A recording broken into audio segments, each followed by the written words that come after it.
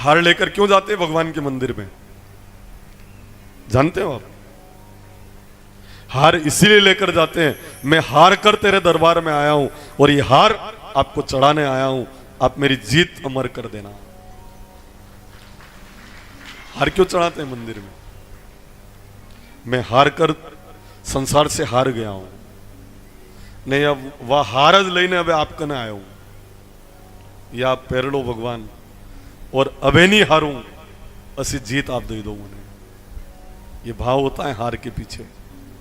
हमारे गुराड़िया देदा से जादूगर मित्र जो आए हैं ना, वो तो तुलसी माता का हार लेके आए हैं भगवत जी के लिए। ये जो हार है ना, ये गुराड़िया देदा से आया है। उन्होंने सामरा सेठ में भी कथा कराई। जादूगर है, जादूगर। और ये चढ़ाने के पीछे भी जादू है, क्योंकि राधा जी को तुलसी माता की मंजरी बहुत प्रिय लगती है। श्री राधा जी के श्रीअंग से जैसी गंध आती है ना, वैसी ही गंध तुलसी माता की मंजरी से आती है। श्री कृष्ण को बहुत प्रिय तुलसी माता की मंजरी। तो आप विचार करो कि कितने तुलसी माता इन्होंने उगा रखे होंगे कि पूरी माला मंजरी से निर्मित कर दी और पति पत्नी दोनों लेकर आए। बहुत कृपा है। यो भी जादू है, भाई जादूगर है और जादूगर जादू को काम जरूर करेगा। ये जादू ही कृपा चाहते हैं, इसलिए ये बड़ा कार्य इन्होंने किया है। इनका भी सम्मान करते हुए आइए 7 दिन का श्राप लगाएं। 7 दिन में तक्षक नाग डसे और परीक्षित जी महाराज की मृत्यु हो जाए। 7 दिन कितने जल्दी व्यतीत हो जाते हैं ना। बस उसी तरह से आपका जीवन भी उतना ही जल्दी अभी जितनी आपकी उम्र है, थोड़ा सा विचार करो। आपकी जितनी उम्र है, आप पीछे चलकर देखो, मालूम ही नहीं पड़े 15 मिनट में पूरी जिंदगी की सैर कर लोगे आप। मालूम ही नहीं पड़ा 50 साल की उम्र हो गई, मालूम ही नहीं पड़ा 30 साल की उम्र हो गई।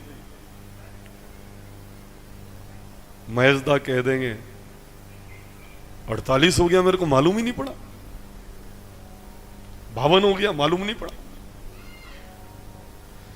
जैसे 48 में मालूम नहीं पड़ा, तो आगे के 48 में मालूम भी नहीं पड़ेगा। अब तो और उतार आई हुए है।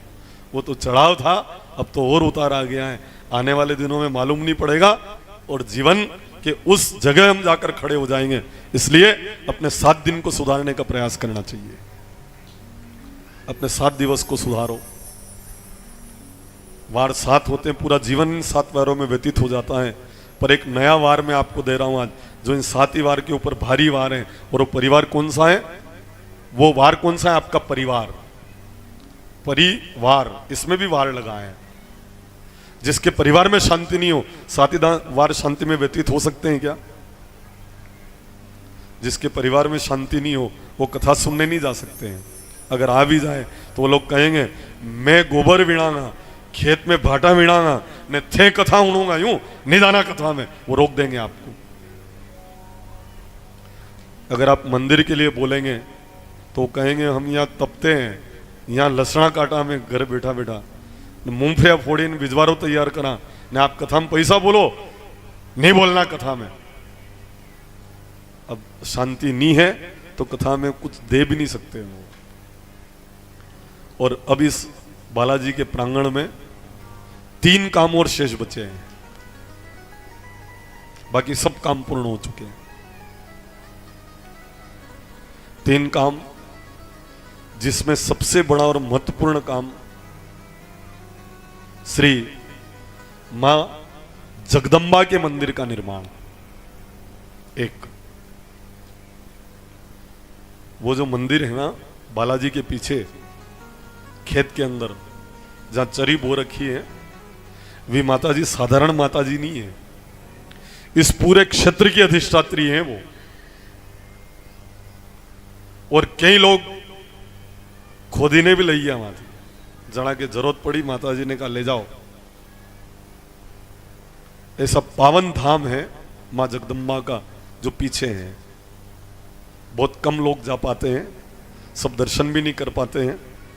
मैं तो एक छोटा सा आग्रह करूंगा कि वहां जाने का एक रास्ता हो जाए कि बड़ी सुगमता से लोग उनके दर्शन कर लें। और बड़ी सिद्ध प्रतिमा है साहब,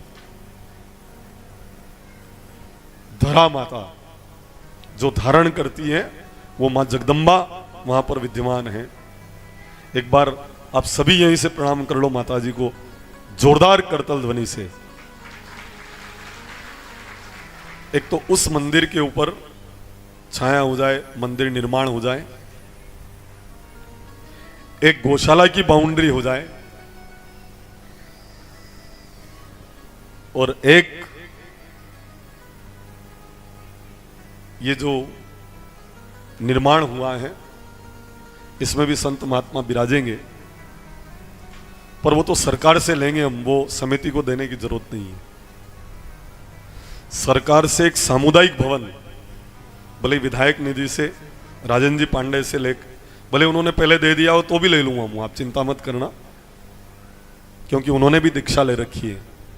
सम्माननीय डॉक्टर साहब लक्ष्मण जी पांडे ने भी दीक्षा ले रखी थी, तो मेरा अधिकार है, और इस मंदिर से तो मैं भी जुड़ा हुआ हूं।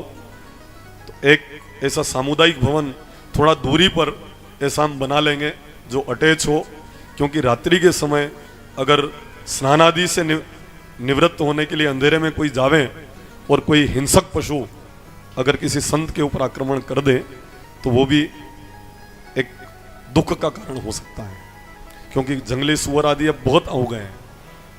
तो अंदर ही सारी व्यवस्था स्नान आदि की हो, ऐसी सुंदर व्यवस्था हो जाए। तो एक सामुदायिक भवन यहाँ से कुछ दूरी पर, वो समिति को नहीं करना है, वो सरकारी विधायक निधि या सांसद निधि से। एक सांसद जी ने ये सेट दे दिया तो एक और सांसद जी अपने मनाती ले लाना, नहीं तो विधायक जी आएंगे जिनकी विधानसभा में पड़ता है उनसे ले लेंगे। पर ये तीन काम और अगर हो जाए तो ये धाम वास्तव में बालाजी का पूर्ण धाम हो जाए। गौ माता की व्यवस्था ठीक हो, जितने भी सज्जन यहां विराजे हैं आसपास के, सुखला अर्थ कहिए मालूम आपने? सुखला और सुख का आशीर्वाद ले जा। यहां सुखला लाओ और सुख का आशीर्वाद गौ माता से ले जा। सुखला खरीदना नहीं पड़े, आप सभी अपने अपने हिसाब से सुखला यहां लाकर डालें। हरी घास, जिनके पास गोचर की भूमि है, क्योंकि गाय का हिस्सा ही आप खा रहे हो, तो भले फसल आप रख लेना, पर उसमें जो घास फूस निकले ये अपनी गौशाला में लाकर डालना। यहाँ अपनी गोमाता विराजमान है और इनका आशीर्वाद अगर आपको मिल गया तो बालाजी बहुत प्रसन्न होंगे। तो ये तीन काम अगर हो तो ये पूर्ण धाम बन जाए। वैसे धाम तो है ही, पर और थोड़ा पूर्ण धाम बन जाए। संत महात्मा वहाँ आनंद के साथ विराजे, थोड़ी दूरी के ऊपर हो जाए तो स्नान आदि से निवृत्त होकर वे आनंद से भजन पूजन यहाँ आकर कर लेवे और खूब आशीर्वाद पूरे क्षेत्र के ऊपर श्री बालाजी सरकार का हो। बोले श्री हनुमान जी महाराज की। 7 दिन का श्राप लगा है, तो आपके परिवार में शांति लाना, कोशिश करना कि आपके परिवार में शांति आवे। आपका दायित्व है। एक दूसरे को असंतोष का कारण मान रहे हैं लोग। पिताजी से पूछो तो पिताजी कहते हैं बच्चा मानता नहीं है इसलिए शांति नहीं है घर में। बच्चे से पूछो तो पिताजी कहते हैं, बच्चे से पूछो तो बच्चा कहता है पिताजी बहुत जिद्दी हो गए हैं। सास से कहो तो कहती है बहू कहा नहीं करती। बहू से कहो कि अशांति क्यों, तो कहती है सास मेरी अच्छी नहीं है, चैन की सांस नहीं लेने देती, असी सांस है मारी। सांसू करे असी सासू है मारी। अब एक दूसरे को अशांति का कारण मान रहे हैं हम। पर बताऊं, हर व्यक्ति उस परिवार में असंतोष का कारण है। अगर असंतोष हो रहा है तो उस परिवार में रहने वाला हर व्यक्ति असंतोष का कारण है। अगर आपके परिवार में असंतोष है, सुन लेना जीजियो, आप ये जरूर करेंगे, कर सकती है। गुरुवार के दिन एक शुद्ध जल के लोटे में स्टील का लोटा लेना, उसमें 2 बूंद देशी गाय का दूध डालना और मुख्य द्वार के दोनों तरफ इस जल को आप ढोर देना। 11 गुरुवार करोगे और घर में लोग क्रोध करना बंद हो जाएंगे। जो बहुत दारू पीते हो, ठोकरे खाते हो, गिरते संभलते हो, उनके परिवार के भी कोई सदस्य अगर ये गुरुवार वाला उपाय कर ले तो उनके दारू पीने में कमी आ जाती है। हाँ, कर सकते हैं। और मैंने कई लोगों से करवा कर इसका प्रतिफल अनुभूत किया है। कागज की लेखी नहीं, आंख की देखी बोल रहा हूं मैं आप लोगों के समक्ष। अनुभूत की हुई बात आपको अवगत करवा रहा हूं। बहुत दारू पीते हो और कुछ भी करते नहीं छोड़ रहे हो, एक तो गुटिका द्वार के ऊपर बांध दे और ये कि स्टील का लोटा ले, उसमें शुद्ध जल भर ले में आप हैंडपंप का या फिर कुएं से भरकर शुद्ध जल 2 बूंद देशी गाय का दूध उस लोटे में डाल दें और मुख्य द्वार के दोनों तरफ उस जल को ढोर दें। उस समय गुरु मंत्र का आप जाप करें। 11 गुरुवार आप करेंगे और आमूलचूल परिवर्तन आपके घर में हो जाएगा। मात्र 11 गुरुवार में संतोष, शांति। कोई ज्यादा ही गुस्सा करने वाले हो, माथा भड़कते हो दीवाल के ऊपर, यूं छाती कूटता हुए माथा पे देता हुए, पर ये अतरी अक्कल तो रे, दीवाल के ऊपर माथो भड़के नहीं, वन टाइम पे यूं हाथ राखी माथो भड़के, अतरी अक्कल तो रे वन टाइम पे भी आना। क्यों? क्योंकि नुकसान अपना ही होगा। यो वदरी जो जागा नहीं भाई फूट जो जाएगा तो भर्ती होना पड़ेगा, परेशानी आएगी। तो यूं हाथ राखी न यूं लई जोड़ती जा न भड़के धीरे थी, फिर वहां ऐसा ही करना हो, कभी भी जोर से भड़क मत देना। और पहली बात ऐसा करना नहीं है। अगर ऐसा हो रहा है तो खिरनी की जड़ सोमवार के दिन सोम सोमाय नमः बोलकर भुजा के ऊपर आप बांध दें। क्रोध करने वाले व्यक्ति क्रोध करना बंद हो जाएगा। जिस बच्चे का मन एकाग्र न हो, पढ़ाई में मन नहीं लगता हो, ध्यान कभी नहीं लगता हो पढ़ाई में, खूब जिद करता हो, उसको अगर आप ये खिरनी की जड़ बांध दो तो बालक जिद करना बंद हो जाता है।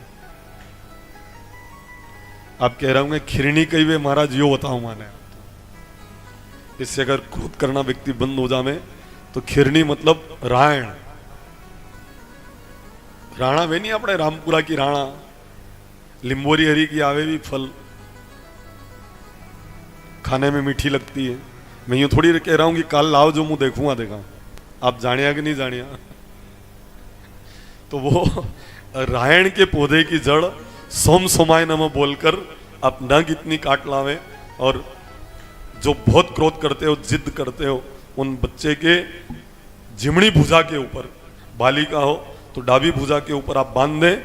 11 गुरुवार आप करें जैसे ही आपने ये किया है, और उसके प्रभाव से ए दादा ये भी ध्यान दे कई भैया, वह जिद करना और क्रोध करना बंद हो जाएगा अगर आप ये करेंगे। रुद्राष्टक बोलकर शिव जी को जल अगर आप चढ़ाते हैं तो भी आपके घर में शांति आ सकती है। रुद्राष्टक बोलना, महादेव जी को जल चढ़ाना, शिव जी को जल, दूध और फिर जल चढ़ावे तो भी आपके परिवार में शांति स्थापित हो सकती है। हाँ, जल पहले, फिर दूध और फिर जल चढ़ाना, उससे आपकी शांति जरूर स्थापित होगी। पर दूध दही ये चढ़ाने के बाद वो नहीं धुल जावे तब तक आपको जल चढ़ाना चाहिए। भैया अभी कुछ हो गया है माइक में। अच्छा, बोलो सांवरिया सेठ की।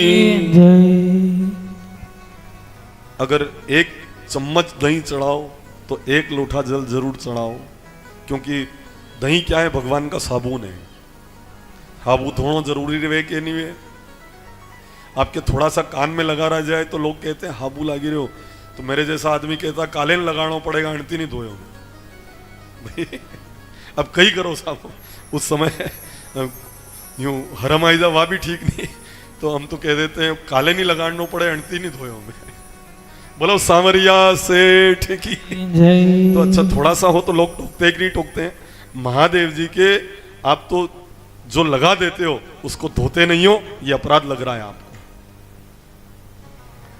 अगर 1 चम्मच दही चढ़ाओ तो 1 लोटा जल जरूर चढ़ाओ, कोई कोई तो वहां जा रहे ना तो महादेव जी के जल चढ़ावे ने वो जल लई ने फिर है यूं। मैंने पूछा क्या हुआ जीजी कि हमारी कमर घनी दुखे, तो मैंने कहा आयोडेक्स नहीं है जीजी जो चोपड़ी रही कमर पे, आयोडेक्स मुंह ले आओ मले बाजार में। भाई शिव जी का जल कमर पे चौपड़ने का है। एक जीजी देखा तो यूं, मैंने कहा क्या हुआ कि घोड़ा दुखे मारा। मैंने कहा घोड़ा दुखे, शिव जी का जल घोड़ा के ऊपर चौपड़ेगा। एक बूंद जल अगर जिह्वा पर लग जाए तो शरीर की सारी पीड़ा समाप्त हो जाए। वहां कोई घुटना के ऊपर चौपड़ने की जरूरत है, कमर के ऊपर लगाने की जरूरत है। शांति घर में कैसे भी करके लाना है। असोनी वेदा के अब जो नानी वे वन को नाम शांति राखी दो आप तो शांति आएगी करे और ऐसा नहीं कि महाराज शांति जाएगी करे, ऐसा नहीं। नाम अच्छे रखना कोई बात नहीं, परंतु घर में शांति आवे यह प्रयास आप जरूर करना। यह वर्णन मिलता है 7 दिन का जब श्राप लगा, परीक्षित जी महाराज प्रायोपिष्ट में पधारे और आचार्य सुखदेव जी के चरण में बैठते हैं और कहते हैं गुरुदेव सहज मुक्ति का उपाय आप बताइए। क्या कह रहे हैं परीक्षित जी महाराज अपने गुरुदेव से? आप सब भी बोलना, अपने अपने गुरु के चरण का ध्यान करें। सतगुरु मेरो संदेश हरि से जाय सुना देना। सतगुरु मेरो संदेश हरि से जाय सुना देना। सतगुरु मेरो संदेश हरि से जाय सुना देना। सतगुरु मेरो संदेश हरि से जाय सुना देना। मन सुनो लगे यो देश मुझे तेरे पास बुला लेना।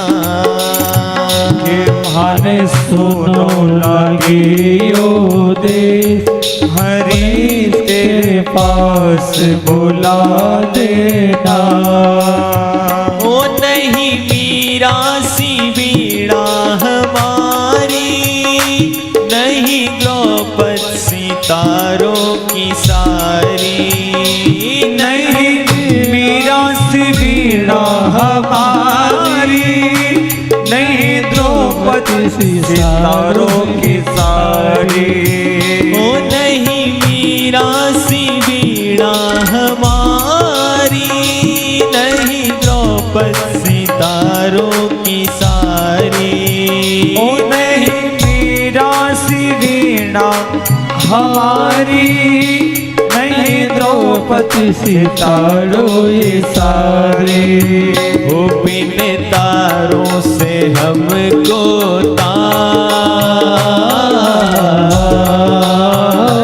बिन तारों से हमको तार, यही एक तार सुना देना।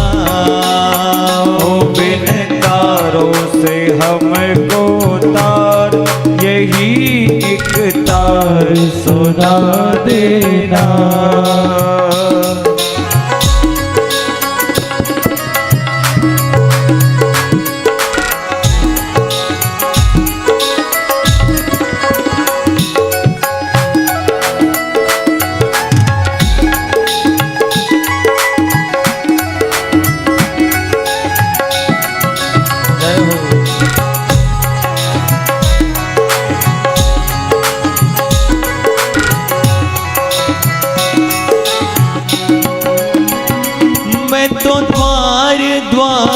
पे द्वारी पर देखे सभी को भिकारी।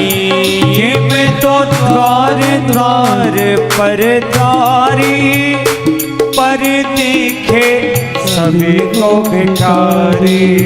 हो मैं तो द्वार द्वार पे द्वारी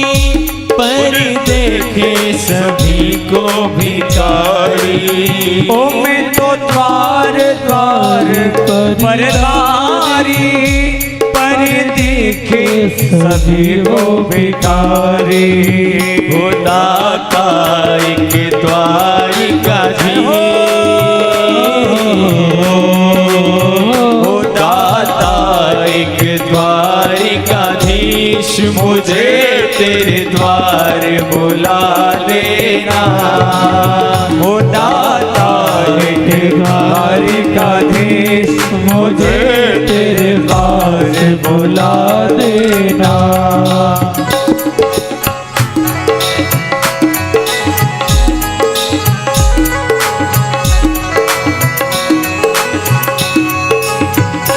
मैं तो ढूंढ ढूंढ के हारी, अब हार गई रे मुरारी। ओ मैं तो ढूंढ ढूंढ कर हारी, अब हार गई रे मुरारी। ओ मैं तो ढूंढ ढूंढ के हारी, अब हार गई रे मुरारी। ओ मैं तो ढूंढ ढूंढ कर हारी, अब हार गई रे मुरारी। ओ गुरु हरि को चढ़ा कर हार, गुरु हरि को चढ़ा कर हार, कि तुम मेरी जीत करा देना। ओ गुरु हरि को चढ़ा कर हार, तुम मेरी जीत करा देना। ओ सतगुरु मेरो संदेश हरि से जाए करा देना। सतगुरु मेरो संदेश हरि से जाए सुना देना। ओ मोहे लागी लगन है जन्म से, मेरी कर दो लगन मोहन से। मोहे लागी लगन है जन्म से, मोहे कर दो लगन मोहन से। ओ मोहे लागी लगन है जन्म से, मेरी कर दो लगन मोहन से। ओ मोहे लागी लगन है जन्म से, मोहे कर दो लगन मोहन से। ओ गुरु छुड़ा के जगत का साथ, गुरु छुड़ा के जगत का साथ, हरि का साथ करा देना। गुरु छुड़ा के जगत का साथ, हरि का साथ करा देना। ओ सतगुरु मेरो संदेश हरि से जाए सुना देना। सतगुरु मेरो संदेश हरि से जाए सुना देना। बोले श्री सतगुरुदेव की जय।